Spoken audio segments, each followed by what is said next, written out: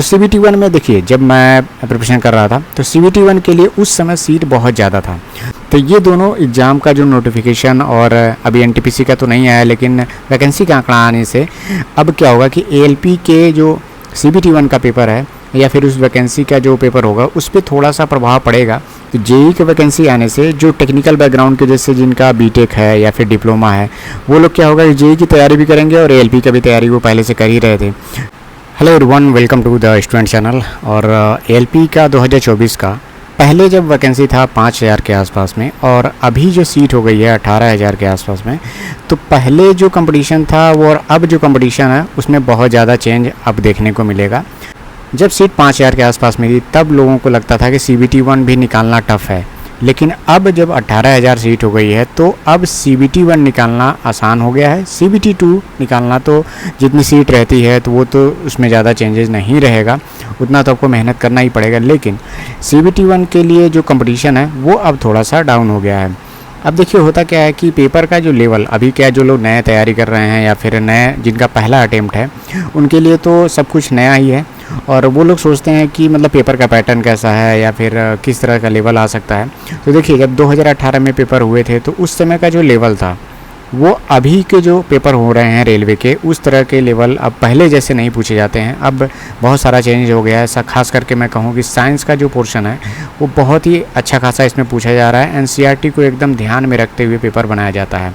जितने भी लोगों ने फॉर्म भरा है, मैक्सिमम जो लोग सीरियस हैं वो बहुत पहले से तैयारी कर रहे होंगे, उनके पास प्रीवियस ईयर क्वेश्चन का कलेक्शन होगा या फिर वो लोग टेस्ट सीरीज भी दे रहे होंगे।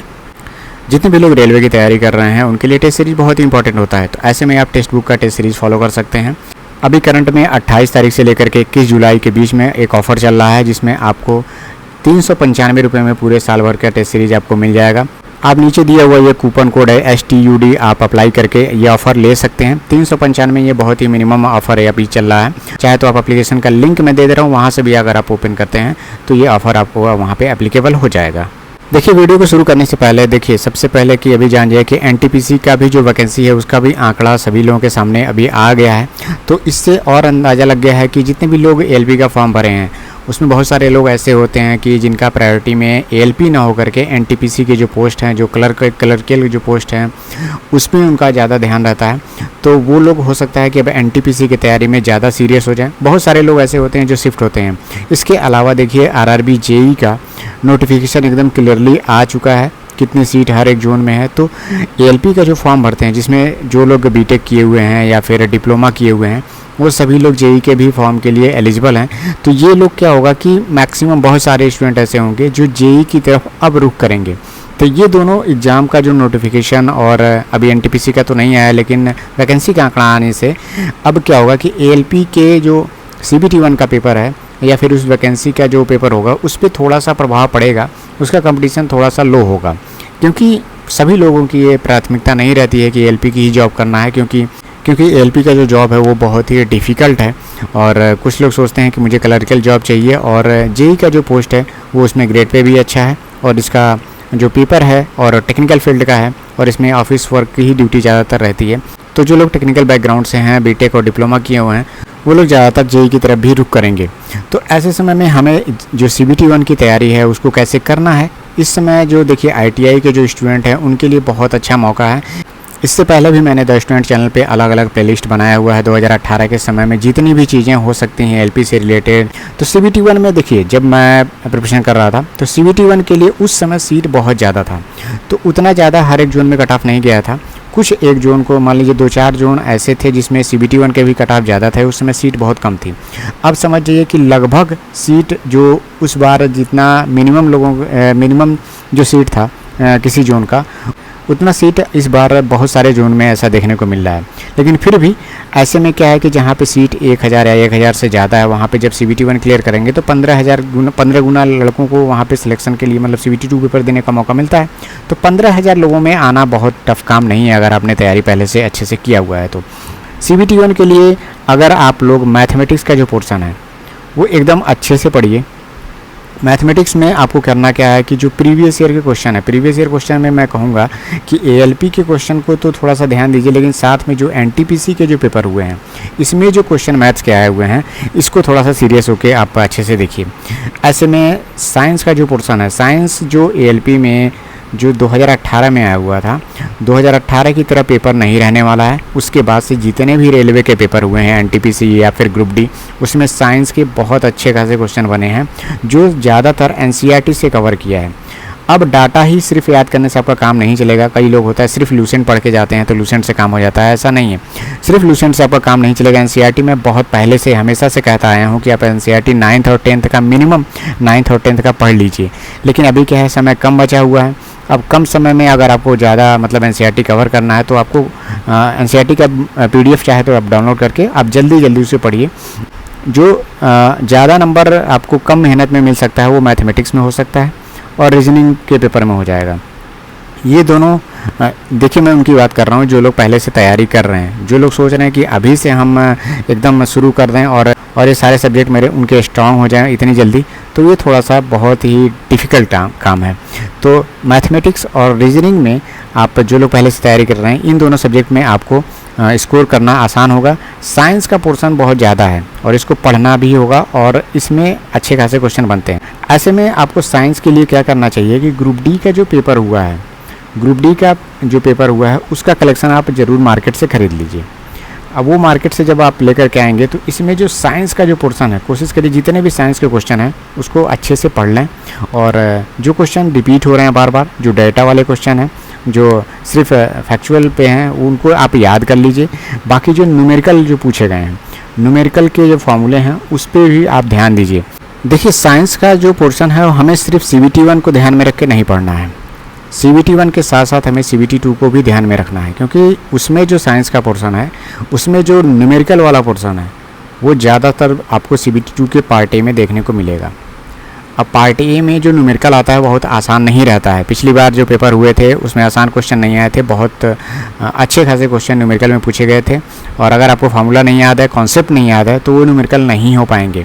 अभी क्या है, CBT 1 में जो पिछली बार का जो कट ऑफ था, मान के चलिए CBT 1 में ऑन एवरेज जो लड़के थे रॉ मार्क्स 30 नंबर 35 नंबर अगर लेके आते थे तो उनका सिलेक्शन CBT 2 के लिए हो जाता था। लेकिन अभी अगर आप टेस्ट सीरीज़ दे रहे हों तो मिनिमम आप मान के चलिए कि 45 या 50 प्लस आप कोशिश करिए, अपना टारगेट रहे कम से कम CBT 1 के जो 75 नंबर के पेपर हैं इतना लाने के लिए कोशिश करिए आप। देखिए, जितना ज़्यादा मैक्सिमम आप एफर्ट देंगे उतना ज़्यादा ही आपके सिलेक्शन होने की संभावना बढ़ेगी। अब उसके बाद से यहाँ पे बात करते हैं जो CBT 2 है। CBT 2 आसान क्यों नहीं है निकालना, ये यहाँ पे ध्यान दे दीजिए सभी लोग। देखिए, CBT 2 में क्या होता है कि जो साइंस का जो पोर्शन है, जनरली हम लोग वनडे एग्जाम की जो तैयारी करते हैं साइंस के न्यूमेरिकल बहुत ज़्यादा हम लोग नहीं देखते हैं। टेक्निकल फील्ड से जो लड़के नहीं रहते हैं जो और ITI के जो स्टूडेंट होते हैं वो न्यूमेरिकल का पोर्शन बहुत कम ध्यान देते हैं। बहुत सारे ऐसे स्टूडेंट होते हैं जो 10th के बाद ही ITI कर लेते हैं। लेकिन इसमें जो न्यूमेरिकल साइंस में पूछा जाता है उसका कॉन्सेप्ट इंटरमीडिएट में भी बनता है।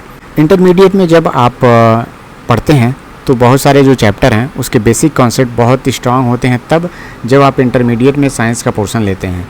लेकिन हालांकि कहा जाता है कि 10th स्टैंडर्ड का ही क्वेश्चन रहेगा और रहता भी 10th स्टैंडर्ड का है, लेकिन 10th स्टैंडर्ड में उस तरह के लड़के उतना गंभीर रूप से तैयारी नहीं करते हैं। तो ऐसे में क्या हो जाता है, CBT 2 निकालना थोड़ा सा टफ हो जाता है उनके लिए जो लोग ITI किए हैं, 10th के बाद ITI करके आए हुए हैं। तो ऐसे लोगों को क्या करना होगा कि CBT 2 के साइंस के पोर्शन को पहले कवर करना होगा और साथ ही साथ मैं कहूँगा कि टेक्निकल का भी पेपर आपको पढ़ते रहना है। अब टेक्निकल जो ट्रेड है, अभी क्या मैं हमेशा हर वीडियो में कहता रहता हूँ कि 3 से 4 चैप्टर ही पढ़िए।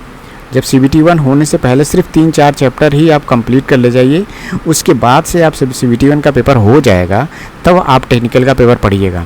अब एक बात और यहाँ पे बता दूँ कि जब JEE का जो वैकेंसी आ गया है तो JEE की वैकेंसी आने से जो टेक्निकल बैकग्राउंड के जैसे जिनका BTech है या फिर डिप्लोमा है वो लोग क्या होगा कि JEE की तैयारी भी करेंगे और ALP का भी तैयारी वो पहले से कर ही रहे थे। तो ऐसे में क्या होगा कि उनका टेक्निकल का जो पोर्शन है वो तो स्ट्रांग होगा ही होगा। और ऐसे में JEE का CBT 1 अगर निकालना है तो उसका भी सिलेबस सेम ही रहता है जिस तरह से ALP के CBT 1 का सिलेबस है। तो ऐसे में इनका क्या होगा कि CBT 1 की तैयारी दोनों का काम चल जाता है। टेक्निकल वाले जो बैकग्राउंड के हैं, जो मतलब BTech और डिप्लोमा किए हुए हैं, तो CBT 1 की तैयारी का काम चल जाता है। और ट्रेड का पेपर जो CBT 2 में ट्रेड होगा उसकी तैयारी वो कर ही रहे हैं जेई के माध्यम से।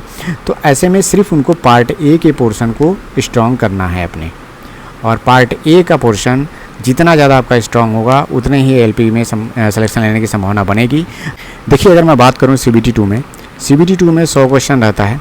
ऐसे में आपको क्या करना है कि 5 से 6 क्वेश्चन जो डिफ़िकल्ट क्वेश्चन रहते हैं उसको आपको छोड़ना ही छोड़ना है। कुछ लोग ऐसे होते हैं जब पेपर देते हैं तो सोचते हैं कि जो डिफ़िकल्ट क्वेश्चन है उसको भी करना है। आप अपने दिमाग में बना लीजिए कि मुझे 5 से 6 क्वेश्चन मिनिमम आपको छोड़ने ही छोड़ने हैं, और वो क्वेश्चन हर एक पेपर में ऐसा दिया जाता है कि जो आपका टाइम ले जाए, और जो क्वेश्चन में आपका टाइम वेस्ट होगा वो आपके आसान क्वेश्चन को भी ख़राब करेगा, बेकार करेगा, और आपका स्कोर बेकार हो जाएगा। तो ऐसे में क्या करना है आपको कि आपको मन बना लेना है कि 5-6 क्वेश्चन मुझे छोड़ना है। तो जैसे ही आप पेपर जब देना शुरू करते हैं तो शुरू में ही अगर 1-2 क्वेश्चन 3 क्वेश्चन अगर आपको छोड़ना पड़ जाए तो उतना घबराने की आपको ज़रूरत नहीं है।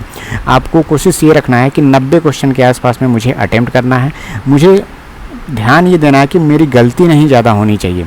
अगर मेरी गलती सिंगल डिजिट में रह जाती है, 5 क्वेश्चन गलत हो गया, 6 क्वेश्चन गलत हो गया, अधिक से अधिक 8-9 क्वेश्चन अगर मेरा गलत हो जाता है, तो ऐसे में 2 से 3 नंबर ही आपके नेगेटिव मार्किंग में जाएंगे, और 75 के आसपास में आपका स्कोर कम नहीं होता है। हर एक जोन में ये लगभग सेफ स्कोर है। बहुत किसी जोन में अगर वैकेंसी 200, 250 या फिर 100 सीट के आसपास में है तो ये उतना सफिशिएंट ना हो, लेकिन 75 प्लस एक नॉर्मल स्टूडेंट के लिए, पढ़ने वाले स्टूडेंट के लिए अटेम्प्ट करना, और इससे प्लस रॉ मार्क्स की मैं बात कर रहा हूँ, नॉर्मलाइज की मैं बात नहीं कर रहा हूँ। रॉ मार्क्स में 75 प्लस ले आना बहुत ही आसान काम नहीं है। ऐसे में अभी जितने भी लोग टेस्ट सीरीज दे रहे होंगे उनके अगर स्कोर 75-80 के आसपास में अगर आ रहे हैं तो उनकी तैयारी बेहतर है। उन्हें सबसे ज़्यादा अब ध्यान देना चाहिए रिवीजन पे और प्रीवियस ईयर के क्वेश्चंस पे, और साथ ही साथ करंट अफेयर पे भी ध्यान देते रहिए जिससे CBT 1 में आपको ज़्यादातर फ़ायदा हो। और जितने भी साइंस के आप न्यूमेरिकल लगा रहे हैं उसके फॉर्मूलेज लिख करके रखिए, और न्यूमेरिकल की अलग ही कॉपी बना करके उसको अलग से पढ़िए, क्योंकि उसमें ज़्यादा से ज़्यादा आप कम समय में अगर वो क्वेश्चन कर पाएंगे तो हो सकता है कि मैथमेटिक्स के जो पोर्शन है जो थोड़ा सा डिफ़िकल्ट लेवल के आते हैं उसमें वो समय लगा करके आप उसके भी क्वेश्चन को आप सही कर पाएंगे। तो नेक्स्ट वीडियो में मैं ट्रेड को तैयार कैसे करना है इसके बारे में बताऊँगा। तो जो लोग चैनल पर नए हैं चैनल पर बने रहिए। मिलते हैं नेक्स्ट वीडियो में। Thank you, all the best.